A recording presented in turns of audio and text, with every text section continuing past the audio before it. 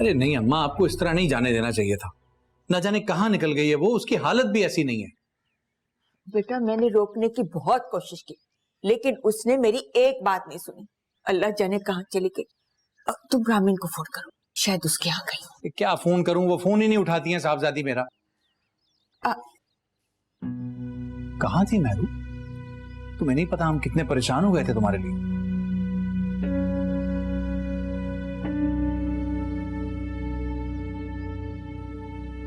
महरू, महरू, महरू मेरी बात सुनो। तुम्हें मुझसे बात करनी।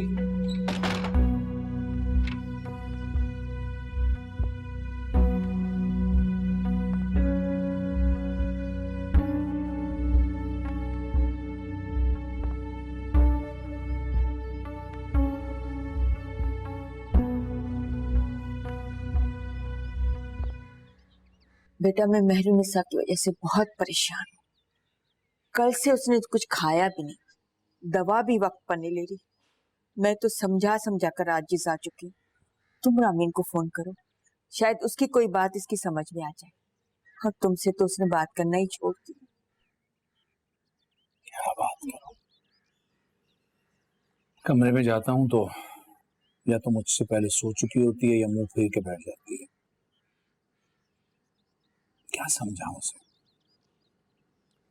कुछ समझना ही नहीं चाहती, बात ही नहीं करना चाहती। तुम मुझसे खुलकर इस मौजू पर बात क्यों नहीं करते? अरे अम्मी, मैं तो खुद खुल के बात करना चाहता हूँ। मैं चाहता हूँ उसे सब कुछ बताऊं। मैं चाहता हूँ उसको पता चले कि मेरी ताबिंदा से किन हालात में मंगनी हुई थी, फिर क्यों टूटी और इससे शादी कैसे हुई। मगर वो ये समझ रही है कि मैंने सिर्फ उससे शादी उसके स्टेटस की वजह से की थी, उसके पैसे, उसके कारोबार के लिए की थी। अब इस गलत फहमी को कैसे दूर करूं जब वो मुझसे बात ही नहीं कर रही थी। तुम कहो तो मैं उससे बात करूं। नहीं अम्मी, आप नहीं, मैं खुद ही कोशिश करूंगा। कोई मुनासिब वक्त देख के उसको बात करूंगा। बेटा अगर उसे लगता है कि तुमने उसके स्टेटस की वजह से उसका हाथ थामा है, तो तुम्हें उसकी ये गलतफहमी दूर करनी होगी। ताबिंदा से रिश्ता तुमने मेरे कहने पर तोड़ा था और महरूनिसा से शादी तुमने मेरे कहने पर की थी। ये बात बारआवर होनी चाहिए। महरूनिसा के वालिद तुम्हारी ईमानदारी और खुददारी और अनथक मेहनत से इतने मुतासिर हुए कि खुद चलकर मेरे पास आए थे अपनी बेटी के रिश्ते की बात करने।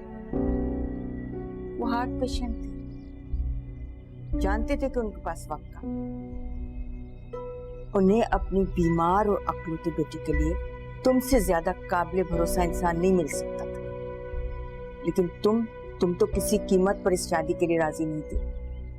यहाँ तक कि उन्होंने अपनी कंपनी में शेयर देने की ऑफर भी की थी तुम्हें, लेकिन तुमने हर ऑफर ठुकरा दी थी क्योंकि तुम ताबिंदा से किसी सूरत में रिश्ता नहीं तोड़ना चाहते थे, उसका दिल नहीं तोड़ना चाहते। लेकिन फिर मैंने तुम्हें कायल किया, तुम्हारी मन्नत की, तुम पर दबाव डाला महरूनिसा से शादी करने की। अल्लाह का शुक्र, ये बात तुम्हारी हक में बेहतर साबित हुई क्योंकि तुम दोनों एक दूसरे के लिए बने थे। ताबिंदा जैसी लालची और खुद का ज़रूरत तुम्हारे लायक